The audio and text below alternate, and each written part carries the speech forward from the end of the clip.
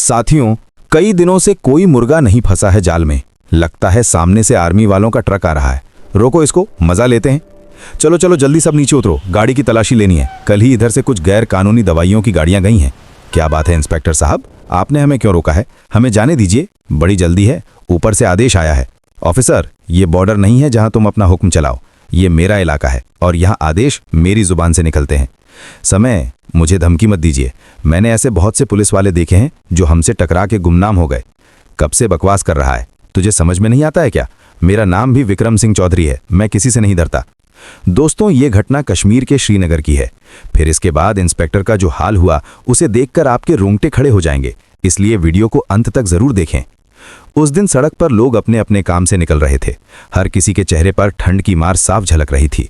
इसी सड़क के किनारे एक पुलिस चौकी थी। वहां तैनात थे इंस्पेक्टर विक्रम सिंह चौधरी। लंबा चौड़ा शरीर और आंखों में अकड़। विक्रम सिंह को थाने में सब टाइगर कहकर बुलाते थे। वो अपनी ड्यूटी को लेकर सख्त तो थे, लेकिन उनका अंदाज कभी कभी अहंकार में बदल जाता था। उस दिन उन्होंने नाकाबंदी लगवाई थी। कारण था, कुछ दिनों पहले इसी रूट से अवैध दवाइयों की बड़ी खेप पकड़ी गई थी और खबर आई थी कि आज फिर से अवैध माल इसी रास्ते से जाने वाला है। सड़क के किनारे बैरिकेड्स लगाए गए थे। पुलिस वाले ठंड में ठिठुरते हुए भी हर गाड़ी रोक रहे थे। कोई ट्रक, कोई जीप, कोई निजी कार, सबको रोकना पड़ रहा था। एक ड्राइवर ने शिकायत की। विक्रम सिंह ने आंखें तरेर कर कहा, अरे चुपचाप खड़े रहो, जब तक कागज नहीं दिखाओगे गाड़ी आगे नहीं जाएगी। ड्राइवर सहम गया। उसने जल्दी से कागज निकाले और सिपाही को थमा दिया। पुलिस वाले चालान काटते, कभी गाड़ी की डिक्की खोलते, कभी बैग की तलाशी लेते। इसी बीच करीब 10 बजे दूर से कोहरे के बीच एक रोशनी दिखाई दी। पहले लगा कोई और ट्रक आ रहा है, लेकिन जब गाड़ी पास आई तो सबकी नजरें ठहर गईं। वो था एक बड़ा हरे रंग का आर्मी ट्रक।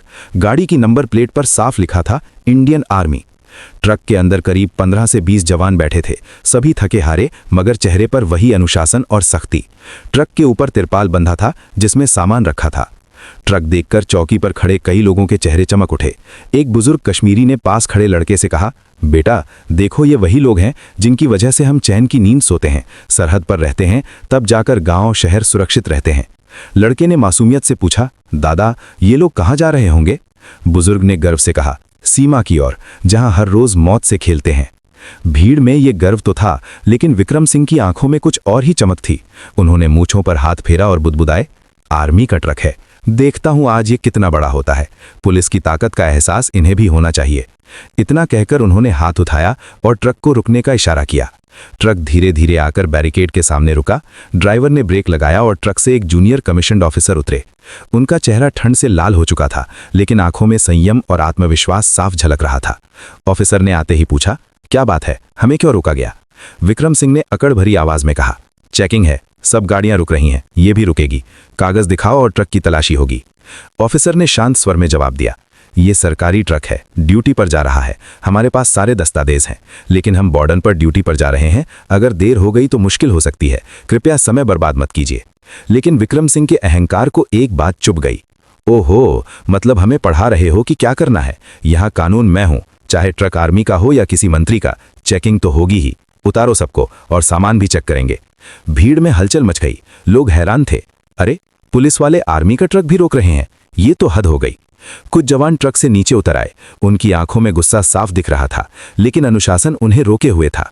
उनमें से एक जवान ने आगे बढ़कर कहा, साहब लहजा बदल लीजिए, हम सैनिक हैं, गुंडे बदमाश नहीं। आप हमसे ऐसे बात नहीं कर सकते। भीड़ ने जोर से तालियां बजा दी। कई लोगों ने कहा, सही जवाब दिया, सेना को अपमानित करना ठीक नहीं है। विक्रम सिंह का चेहरा लाल हो गया। उन्हें अपनी सत्ता को चुनौती मिलना बर्दाश्त नहीं था। उन्होंने गुस्से में चिल्लाकर कहा, चुप, ज्यादा जुबान मत चलाओ। पुलिस की वर्दी पहनी है हमने, यहाँ का कानून हमारा है। सेना हो या कोई और, सबको झुकना पड़ेगा। अब जवानों और पुलिस वालों के बीच माहौल गर्मा गया।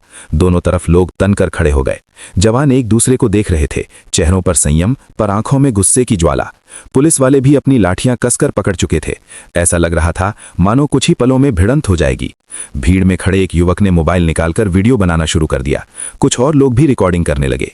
अब तो मामला बड़ा बनेगा, किसी ने कहा। अगर ये वीडियो वायरल हुआ तो पूरी सरकार हिल जाएगी। तनाव इतना बढ़ गया कि सड़क पर वाहनों की लंबी कतार लग गई। लोग बर्फबारी में खड़े होकर भी तमाशा देखने से पीछे नहीं हट रहे थे। इसी बीच ऑफिसर ने स्थिति को संभालने की कोशिश की। उन्होंने हाथ उठाकर अपने जवानों को इशारा किया कि वे संयम बनाए रखें। फिर वे विक्रम सिंह की तरफ बढ़े और धीमे मगर ठोस स्वर में कहा, इंस्पेक्टर साहब, ये आपकी गलती है। आप चाहें तो हमारे कागज देख सकते हैं, लेकिन जवानों को उतरवाकर ट्रक की तलाशी लेने का अधिकार आपको नहीं है। ये सैन्य सामग्री है और नियमों के तहत इसकी जांच सिर्फ सेना को है। अगर आप जिद करेंगे तो हमें हमारे उच्च अधिकारियों को सूचना देनी पड़ेगी। विक्रम सिंह ने ठहाका लगाया। अरे वाह, अब धमकी भी दोगे? अच्छा, बुलाओ अपने अफसरों को, देखते हैं वो भी आकर पुलिस के आगे कैसे अकड़ दिखाते हैं। इतना कहकर इंस्पेक्टर ने आर्मी ऑफिसर के गाल पर तमाचा जड़ दिया और बुरा भला कहा। भीड़ में खुसुर फुसुर होने लगी। लोग हैरान थे। ये इंस्पेक्टर पागल हो गया है क्या? अपने ही जवानों से भिड़ रहा है, शर्म नहीं आती? ऑफिसर ने अपने एक साथी को इशारा किया। जवान ने तुरंत मोबाइल उठाकर पुलिस हेडक्वार्टर पर फोन मिला दिया। कुछ ही मिनटों में हालात बदलने वाले थे। करीब 20 मिनट बाद सड़क पर एक नीली बत्ती वाली सरकारी गाड़ी तेजी से आती दिखाई दी। उसमें से एक तेज तर्रार आईपीएस अधिकारी अनन्या शर्मा उतरी। उनकी आंखों में गजब का तेज था और वे ठंडी हवाओं की परवाह किए बिना सीधे घटनास्थल की ओर बढ़ीं। भीड़ में खुसुर फुसुर गूंज उठी। लो जी, अब तो जिले की बड़ी मैडम आ गईं, अब इंस्पेक्टर की खैर नहीं। आईपीएस अनन्या शर्मा ने आते ही स्थिति को देखा। जवान अनुशासन में खड़े थे, पुलिस वाले अकड़ में, भीड़ में लोग खड़े होकर तमाशा देख रहे थे। अनन्या शर्मा सीधे विक्रम सिंह चौधरी के सामने जाकर खड़ी हो गईं। उनकी आवाज गहरी और सख्त थी। इंस्पेक्टर साहब, आप जानते भी हैं कि आप क्या कर रहे हैं। ये आर्मी का आधिकारिक वाहन है, इसमें संवेदनशील सामान है। अगर समय पर बॉर्डर तक नहीं पहुंचा तो इसका